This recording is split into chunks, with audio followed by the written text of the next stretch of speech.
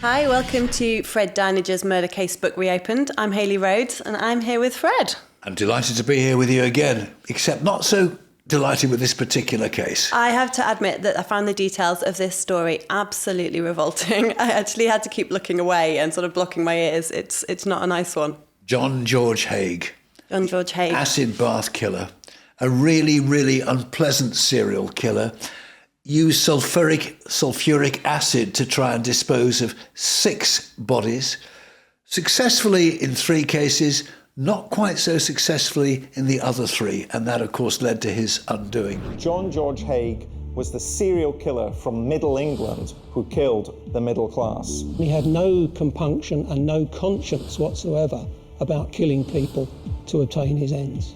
The sludge at the bottom of the barrels in which he's dissolved these poor people is poured down the drains. You know, he's literally obliterating an entire family. One of the most unpleasant kinds of no serial killer is pleasant, but this is a particularly unpleasant kind because he killed without mercy all of his victims, and he indeed claimed another 3, which was never proven, but he killed without mercy and purely for greed, to satisfy his own lust for money, for the good life. A really, really unpleasant conman and serial killer. He did have a start in life that you'd think would have set him up for a certain amount of morality. Yes, he did. I mean, he came from Stamford in Lincolnshire, of a perfectly pleasant family. They were deeply religious, his parents, and belonged to a sect known as the Plymouth Brethren, which doesn't except Christmas Day, for example. So it was quite a strict upbringing, a lonely sort of upbringing, really, although he was quite a bright child at school, and strangely discovered very early on that he was able to forge the signatures of all sorts of other people very accurately, which helped him later in his life as a con man, or what we'd call these days a scammer. So he went to a very prestigious school in Wakefield, which actually has the dubious claim to fame of being the home of another serial killer from the area, a guy called Stephen Griffiths, who sort of 60-odd years later would go on to become a serial killer. So he went to this very prestigious school. He left at 17 and he immediately went into the world of work.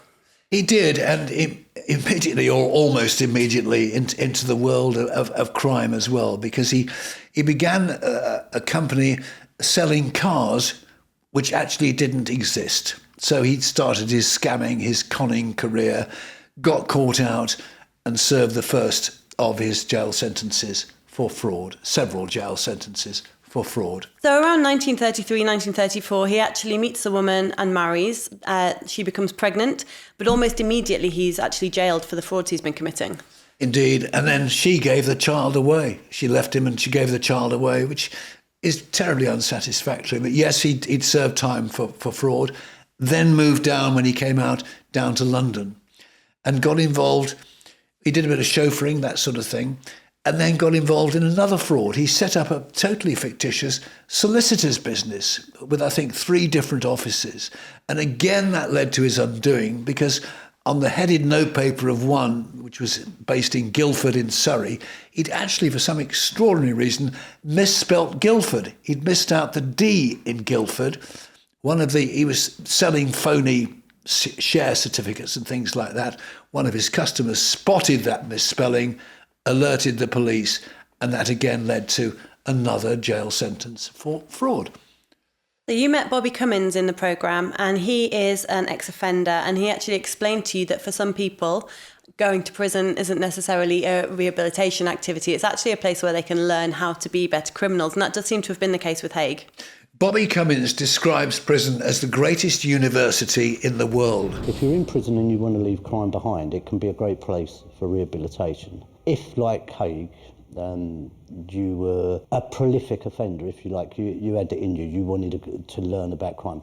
Greatest university in the world is prison, because there you can network, there are people there with different skills. So he would have been planning his next move. He said you've got the choice when you go into prison. You can use the opportunities to learn a trade in prison. You can use the opportunity to get in the library and learn about life and about business. On the other hand, if you are so inclined, you can meet all sorts of other villains who will give you all sorts of tips for the future when you get out if you want to continue your life of crime. And that's what happened to him. He was surrounded by con men, fellow con men, so he could learn an awful lot for them. He read a lot in the prison library. He read about a French serial killer who disposed of bodies using sulfuric acid. And that gave the acid bath murderer, as he was later to be called, that gave him lots and lots of tips for the future. This is where the story starts to get very macabre. Yes, it does, because he found himself working in the prison workshop. He would pay other prisoners when they were out in the grounds of the prison to try and find field mice, little creatures like that, which they'd then give to him in exchange for money. He would experiment by putting these little creatures in jars, jugs filled with acid, to see if he could dissolve them, etc. And that gave him the idea for his crimes when he left prison. And the reason that he realised that he wanted to kind of work this method out of getting rid of bodies is because he'd realised that if you're going to commit fraud, the people who stand in the way of you and success are the people that you've defrauded. They've seen your face, they know who you are, they can give evidence against you. And so he's realised that he needs to make this leap from fraud to killing so that he can cover his tracks. Yes, and get rid of the bodies completely, which in the first few instances he was very, very good at. But then, of course, it all went wrong, as we will explain during this conversation. So he's released from prison and he starts work for an engineering firm. But it seems that being a salary man is not for Haigh. It seems to him that it's actually less effort to be a criminal than it is to just go to work and earn money. And I think that you spoke with Professor David Wilson for the programme, and he had a theory that this very austere, isolated childhood that he'd had with his parents had given him a taste for the high life. Essentially, he wanted what other people had. He wanted to have lots of money and to live a good life. And he knew that just working for a wage wasn't the way to do that. Yeah. So that's one of the theories as to why he's drawn to fraud and to making kind of big money the easy way. He always, I think, reading through the lines, felt slightly outside of the culture to which he belonged. And so a lot of his life, it would seem, was about playing a part. So he always wanted to drive fast cars, to look the part, to be fashionable, to have money. He often gives the impression of trying to live above his means. So he comes out of prison, he gets a job for a while, doesn't really enjoy it, and so he meets up with an old employer who he used to drive for called William McSwan. William McSwan, interesting man, the son of fairly wealthy parents. They met up again. They started meeting for drinks and meals, etc. And he went out with McSwan. Would often go out. The parents had properties all over London, and McSwan would go out and collect the rental from these properties. And sometimes our man Haigh would go out with him, and he'd see fairly large amounts of money changing hands. And he thought to himself, I'd really like that money. So William McSwan's wealthy parents actually owned some clubs with games machines, and the sort of pretext for luring McSwan to his workshop was that he could actually fix some pinball machines that weren't working properly. And that was how Haigh actually got McSwan to go to his workshop. Yes, I mean, Haigh said to him, look, I've got just the equipment you need. I can solve all your problems very cheaply. You're my friend, you know, let me do this for you, you know. And of course, McSwan fell for it.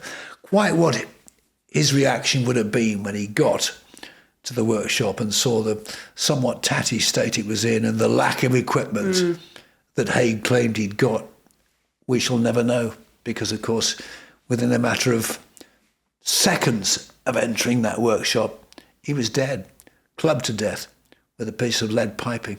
So he put together this absolutely macabre outfit to carry out these crimes. Oh, utterly bizarre, yes. A kind of rubber outfit, almost like a wetsuit to protect his body from the sulfuric acid. Rubber boots, indeed. Rubber gloves. A gas mask to cover his face so he wasn't inhaling the fumes from the sulfuric acid. He would have been a really horrifying, scary sight with all this gear on, you know, but it was protecting him and putting the fear of God of anybody else, I would have thought. The body was put in this barrel of sulfuric acid to see how successfully he could get rid of the body which was very successful indeed. He then went and saw McSwan's parents, who were concerned about the disappearance of their son, and he said to them, look, he's my friend. He was going to be called up for national service, conscripted. He didn't want to do it. So what he's done is, your son's gone to Scotland just to lay low for a while. Because this is right in the middle of the Second World War. Middle of the Second World War. So he's in Scotland. So don't worry, everything's fine. And the parents believed him. They actually let him take on McSwan's role of collecting rents. So he sort of really ingratiated himself with the family. So with their son allegedly hiding away in Scotland, Haigh was allowed by McSwan's parents to collect the rent that the son had been collecting from the various properties around London. And a year went by and he was getting away with this story. And then he went to McSwan's parents and said to them, oh, your son's come back now, the war's over, your son's back in London, but he's still hiding away from the authorities. He's at my workshop in the Gloucester Road. Come along and meet him. So the dad, Donald McSwan, fell for the story, went to the workshop in Gloucester Road, was taken in there, was shown the same bench with the same sort of documentation on it, the same papers on it, bent over, and the same thing happened again. Up came Haigh with a piece of lead piping, smashed him on the head and killed him. He then went and found McSwan's mother and said, your husband is in my workshop, but he's fallen ill. He desperately needs you. She fell for it. She went round to the workshop as well and again got beaten over the head with a piece of lead piping. So he's now got the two bodies there, one in each of two different barrels of sulfuric acid. So he'd got rid of the son and the parents. He was able to access their bank accounts, etc., sell a lot of their property, and suddenly was a very, very wealthy man indeed. Moved into a very smart hotel called the Onslow Court Hotel in Knightsbridge in London, and was living a life of Riley. He actually managed to live a couple of years, didn't he, on the proceeds of these sales, and he's living a good life. Oh, he had so much money. It should have lasted him for years and years and years, but he was a big gambler, had a really exotic social life, an expensive social life. And within 2 or 3 years, believe it or not, the vast amount of money that he'd stolen was gone. And he got away with it because he'd said to friends of the McSwans, oh, they've emigrated to Australia, they've all gone to Australia, etc. And he got away with it. So he thought. So he starts to run low on funds after a couple of years, and he realises that he needs new victims. He introduces himself to quite a wealthy young couple called Rose and Archie Henderson, who have advertised a house for sale. Yes. So he ingratiates himself with the Hendersons, actually puts in an offer for the house way over what they'd actually advertised it for. So they're thinking, here's a young man. And he's a very smart man, Haigh. I mean, he was incredibly well groomed, the brill-creamed hair. He had all the conversation, all the chat. Charming and plausible, he was. Fun. Yeah. Yes, a really nice young man, apparently, on the surface. He even stole a gun from the Hendersons, from their house. And again, we go through the same little charade, but now he's left that workshop in Gloucester Road in London, where in fact, how that worked was, when the bodies, the 3 people that he'd murdered, when the bodies in the sulfuric acid had dissolved, he poured the residue down a drain in the corner, and it all washed away and finished up, believe it or not, in the River Thames. But now, by the time he's met the Hendersons and he's running short of money, he's no longer in that workshop in Gloucester Road. He's now moved to a little workshop in a pretty rough and ready builder's yard in Crawley in West Sussex. So that's where he is now, and that's where it all starts to unravel. So he says to the Hendersons, I've got this great business idea. To Archie Henderson, the older man, come and look at this and see what you think. So again, Henderson falls for it, just as the McSwans had before, goes to Crawley, to this really rough and ready workshop in a builder's yard. Goodness knows what he thought about it when he got there, but he's taken inside. He's shown again some come and have a look at this, my plans. starts to bend over the bench. Haigh takes out a revolver, the revolver he's stolen from the Hendersons, and shoots him in the back of the head. That's his next victim. It wouldn't be very easy these days to get hold of something like sulfuric acid, especially in huge quantities. How did he manage it back then? Again, another con. He simply, again, printed false note paper. I've got an engineering company. I need some sulfuric acid for the work I'm carrying out. That was all he needed then to get the vast quantities, and they were vast quantities of this highly lethal sulfuric acid. He got hold of it. Yeah, I mean, these were, 40-gallon drums, and he got through 6 of them. Yeah, huge amounts of sulfuric acid. But again, he was a smooth-talking con man. Not a problem. So this is where an experiment that Professor David Wilson, the criminologist, did with you comes into the story, because he showed you what happens if you dissolve a piece of fresh chicken in sulfuric acid to kind of mimic on a much smaller scale what Haigh had been doing with people's bodies. And we'll come to what the outcome of that was later. But he kind of showed that there was a flaw creeping into Haigh's otherwise relatively flawless plan that he'd been using. David, tell us what we're seeing here. Well, for any murderer to be successful, he's got to get rid of the body. And in controlled circumstances, and using the lovely Jerry, we're going to replicate the kinds of behavior that Haigh showed with his victims, which we're going to use concentrated sulfuric acid, not the body of a person, but a piece of chicken, and see how long it's going to take to dissolve, which is, of course, what Haigh did with his victims.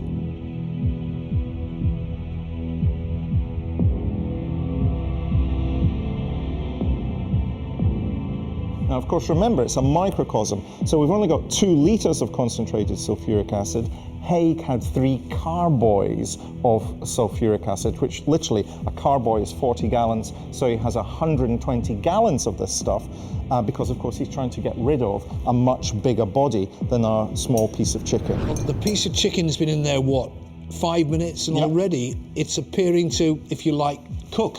Yes, well, it's going to burn. This is the process of how the body fat will disappear. How difficult would it have been for him, do you imagine, to do this for the first time with a human body? Oh, incredibly difficult.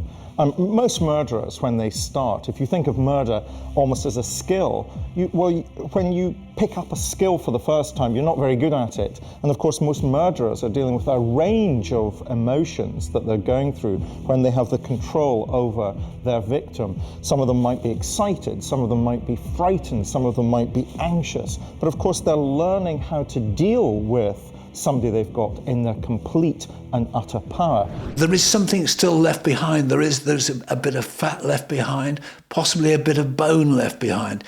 Not everything completely disappears. Now, that was fine in the case of that workshop in Gloucester Road in London, because everything went down the drain and finished up in the River Thames. But the problem with the workshop at Crawley was there was no drain. So he's got this problem now.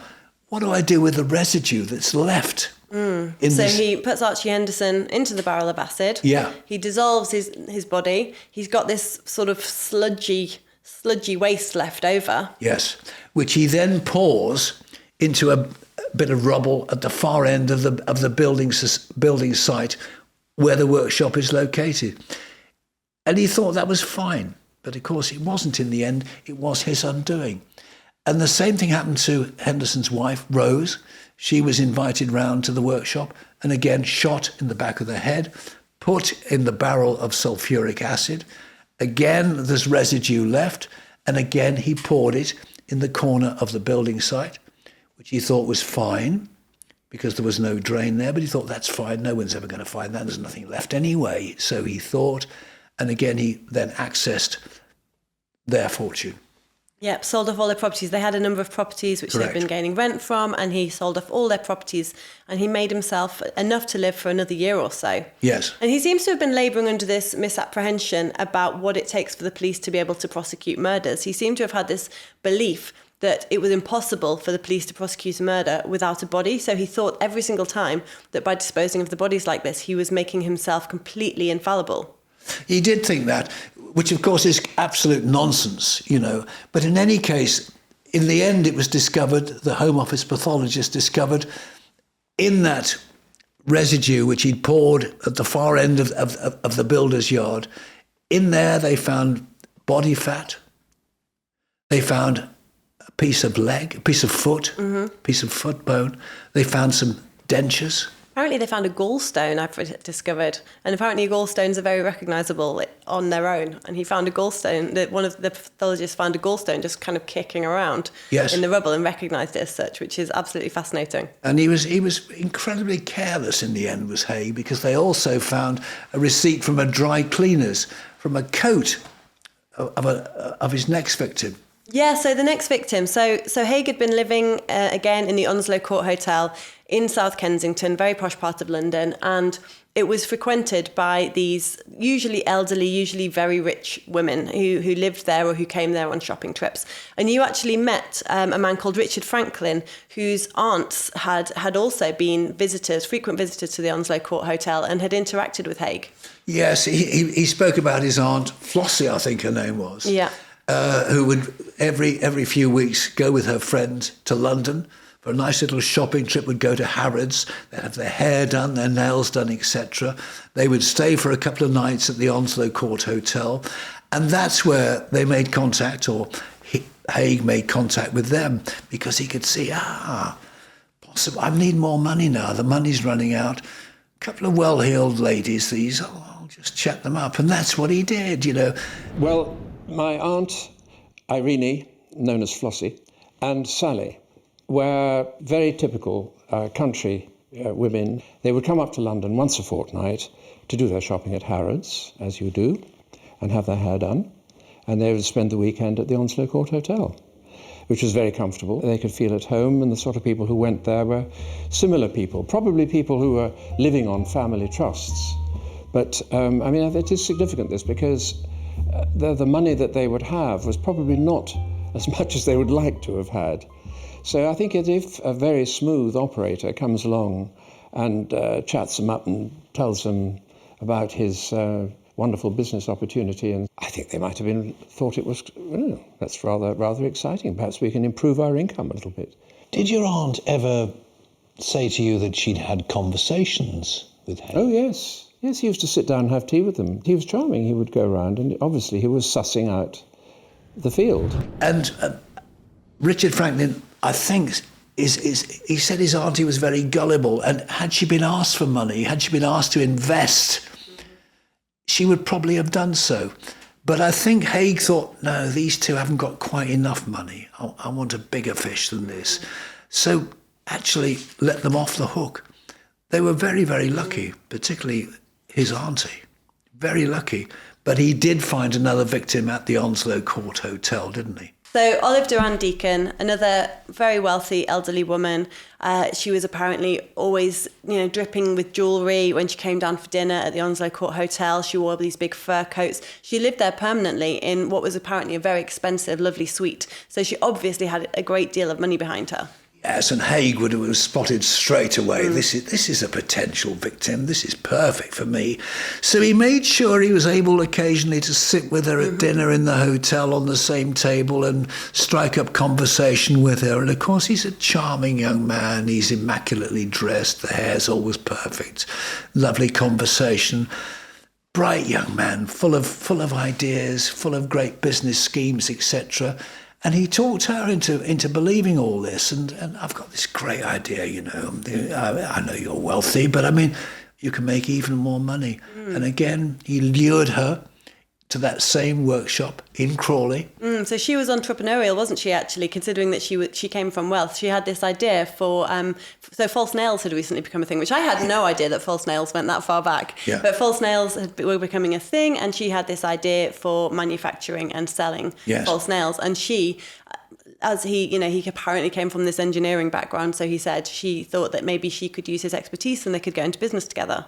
Yeah, and very clever, She fell for it completely, hook, line and sinker, and she was a clever woman. So he said, look, let's go and talk about this. I've got this workshop in Crawley, in Sussex. let's go there, and we can talk about it in more detail. And I can show you the sort of equipment I've got. Of course, he hadn't got any equipment at all, really, but she fell for it, as you probably would, went to Crawley, was led into this dreadful old workshop. Goodness knows what she thought when she walked in there. She must have been horrified and thought, what's going on here?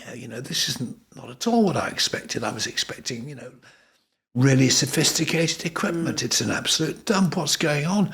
And while she's thinking this, Haigh is behind her with a revolver in his hand and blew her brains out from behind her. His next victim into the barrel of sulfuric acid, and the same process repeated over again. Victim number 6, body number 6, dissolved, or so he thought. So he disposes of Olive Durand Deacon's body of this kind of dissolved sludge in the corner of the yard. 2 days later, her friend Constance Lane actually reports her missing. And amazingly, this is the first of his victims to be reported missing. But I guess this is at a time when people don't have telephones. People, if they live in different parts of the country, don't see each other frequently. So it had just not been noticed that any of the other people had gone missing, or had not enough to raise alarm. But on this occasion, she lived in the hotel. She hadn't turned up for dinner. And so her friend goes into the local police station and reports her missing. Yeah, that's absolutely right. And the police were fascinated by this. They thought that something strange is going on. So they went round to the Onslow Court Hotel to meet the people staying there. And they felt that Haigh was a bit out of place there. There were much older people there. But Haigh was living amongst them, and he's only in his 30s, and there's all of these old, sort of wealthy old ladies, and this young man in his 30s. Relatively young man. He'd been living there for quite a long time, and obviously spending a lot of money there, Suddenly Haigh was on their radar. He suddenly interested them, and they started to look into his affairs, and then discovered information about the workshop at Crawley. I think they actually went back and discovered for his various convictions for fraud from his past, which nobody in his present had known about. Indeed, they discovered that he had a criminal past, that he'd been inside, he'd done time, he'd been involved in fraud, etc., etc.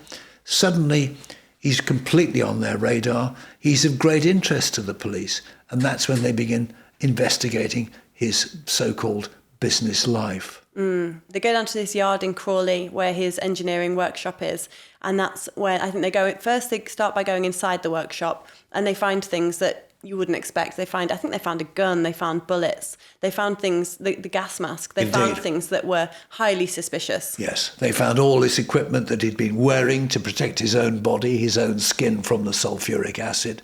They found the gun that he'd used to kill his victims. They found bullets as well. All sorts of interesting information, including a receipt from a dry cleaners where a coat of one of his victims had been taken.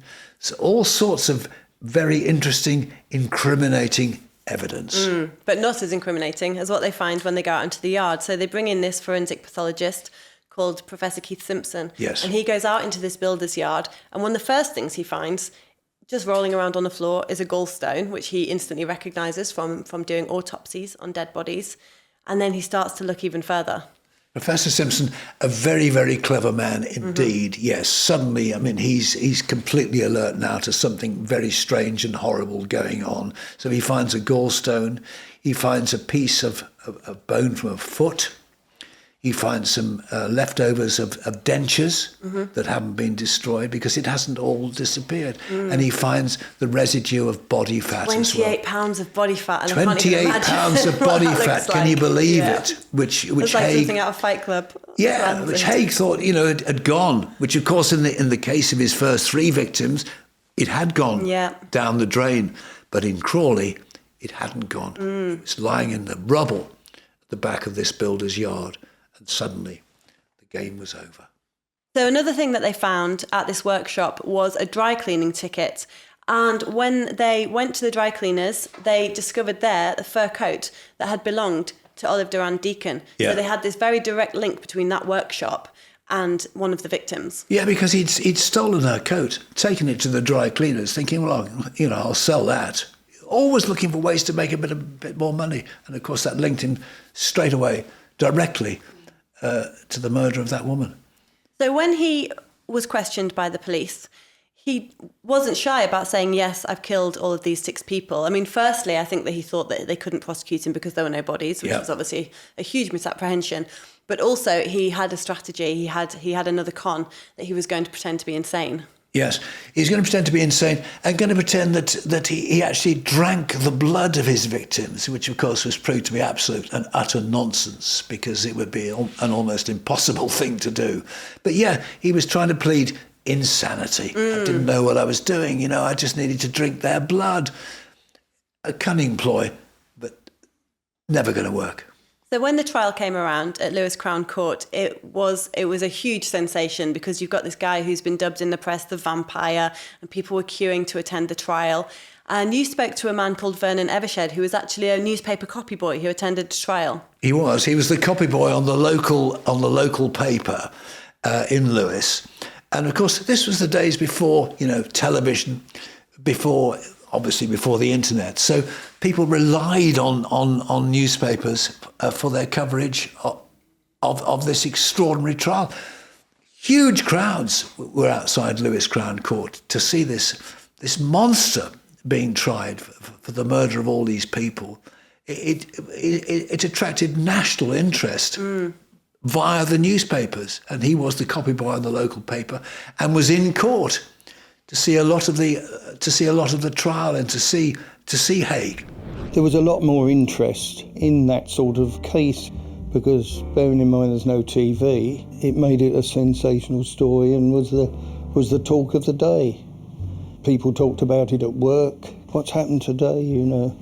They've brought the oil drums in today and all this sort of business. There were 33 witnesses. Some of them virtually only said 1 or 2 words like yes or no. Did you see Mrs. Dewan Deacon come back into the hotel? No. So one of the fascinating pieces of evidence that was brought up in court, so he had claimed that he was a vampire, that he was drinking blood. Yes. It was part of his insanity defence. And they brought in a doctor who said that, well, actually, after Archie Henderson's murder, he went down the road and got himself egg on toast. Yeah. And he ate a few rounds of egg on toast and then came back and apparently drank blood. And, just wouldn't be possible for the human body to actually ingest a pint of blood and egg on toast without throwing up, which, seems to me like not the most scientific of evidence, but... Yeah, but it just shows you what a cold-hearted killer Haigh was, that he would have killed a man, put the body in the sulfuric acid, then pop down the road to the local cafe to have poached eggs on toast, quite happily, and a nice cup of coffee, a cup of tea. Then go back and he claimed drink some of the victim's blood, but of course, had he done so, he would have been violently ill, violently sick. So it was a crazy idea. It was. So none of this really washed with the jury. He wasn't convincing, and after a very short period of deliberation, they found him guilty. Found him guilty and ordered that he be hanged, which he eventually was, by the executioner, Albert Pierpoint. So he was convicted by the jury after just 15 minutes. Yeah. I mean, that's a pretty quick turnaround. Yeah, well, he was so obviously guilty. The evidence was all there in the builder's yard in Crawley. He was caught bang to rights in actual fact. So there was no doubt that he was guilty and that he wasn't insane. He was just a cold, calculating, remorseless serial killer. And that's the thing, it was purely for gain. And actually what's one of the interesting things that came out during the programme when you spoke to David Wilson is the idea that it's actually quite unusual to kill someone in the first instance purely for gain, but actually once you've killed one person, each subsequent murder becomes a lot easier and you become a lot less squeamish and have a lot less compunction. And in fact, he wrote letters to his family from prison before his execution, in which he didn't really express anything in the way of remorse or regret or conscience. He really did have no compunction whatsoever about taking all these lives.